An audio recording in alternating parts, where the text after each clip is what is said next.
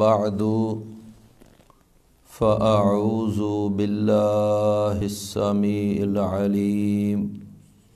من الشيطان الرجيم من همزه ونفخه ونفثه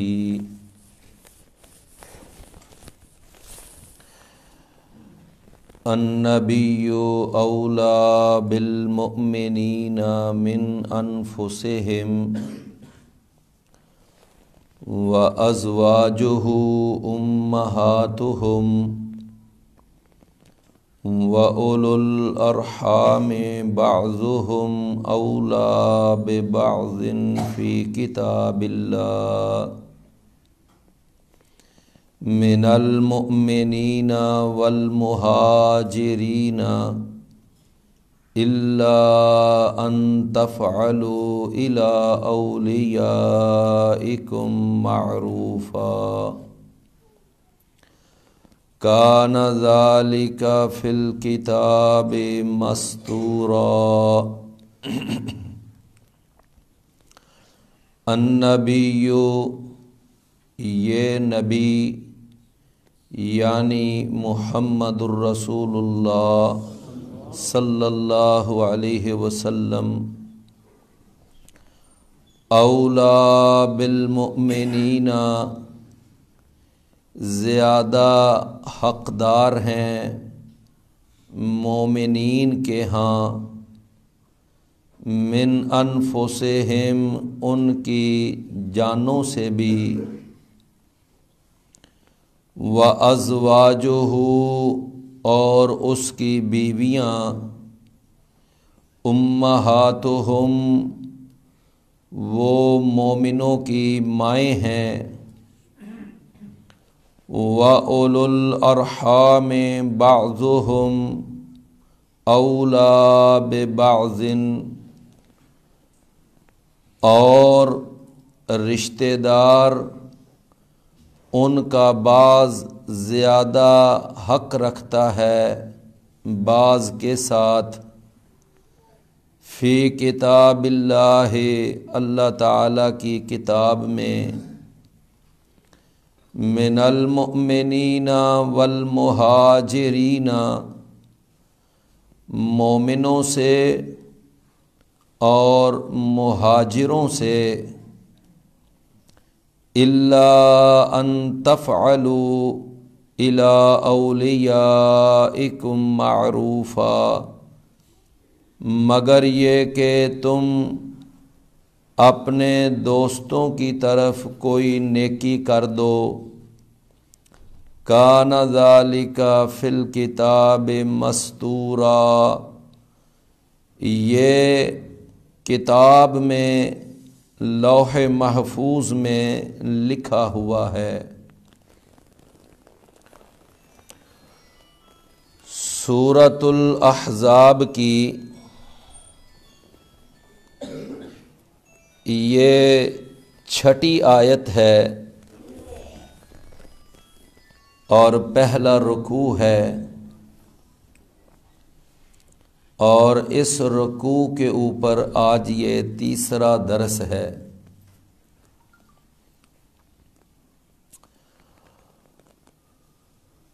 اس میں جو پہلا درس ہوا تھا اس میں 4 باتیں میں نے عرض کی تھیں کہ اللہ تعالیٰ نے اپنے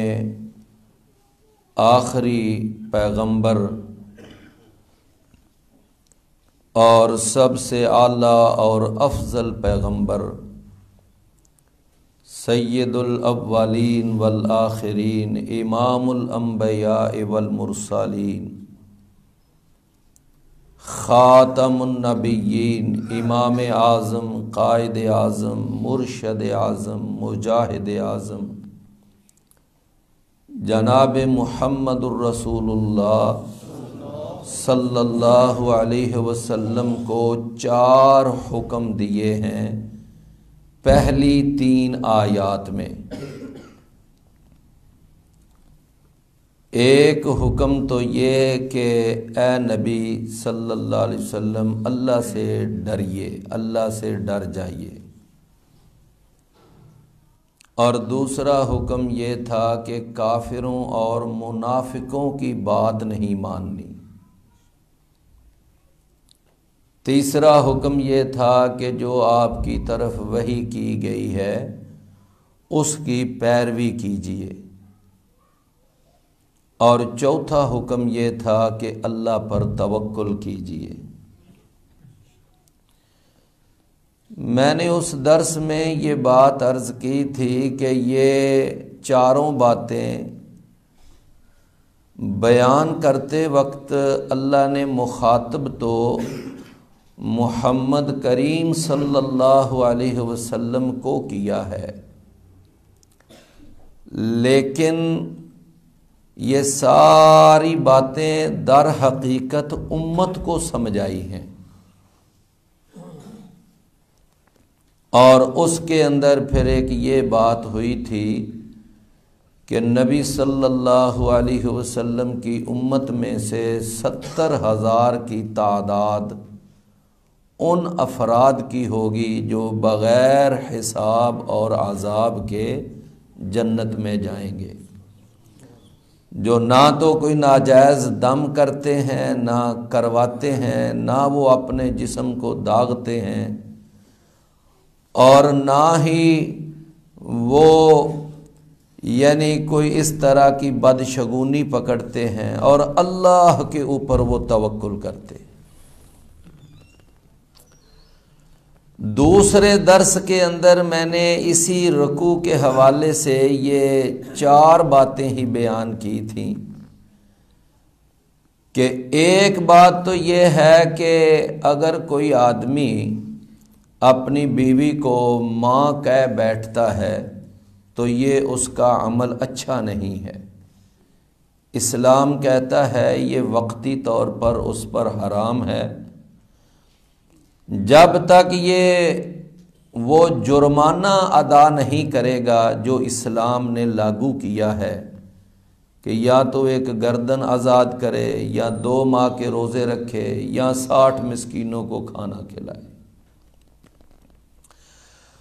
دوسرا ایک شرعی حکم یہ میں نے عرض کیا تھا کہ یہ جو لے پالک بیٹے ہوتے ہیں، منہ بولے بیٹے،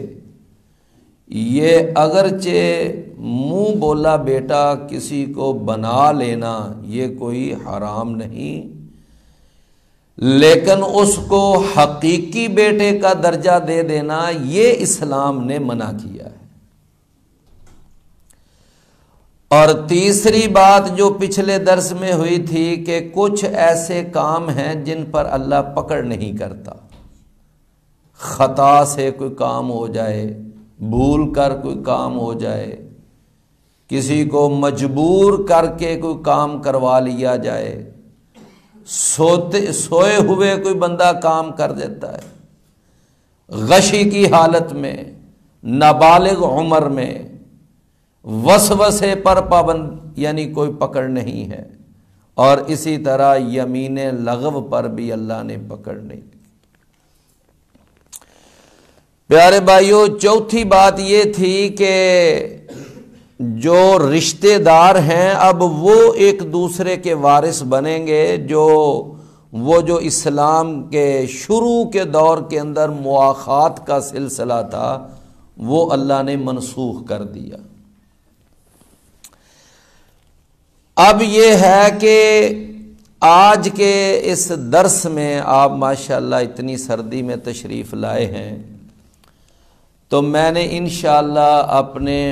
جو مجھے وقت دیا گیا ہے 40 منٹ کا، میں نے انشاءاللہ کوشش کرنی ہے کہ اپنے اس وقت کے اندر میں نے آپ کو 4 باتیں انشاءاللہ بتانی ہیں۔ آج بھی درس جو ہے 4 باتوں پر ہی ہے۔ ایک بات تو یہ ہے کہ وہ اسی رکوع کے اندر اللہ تعالیٰ نے ایک بات ارشاد فرمائی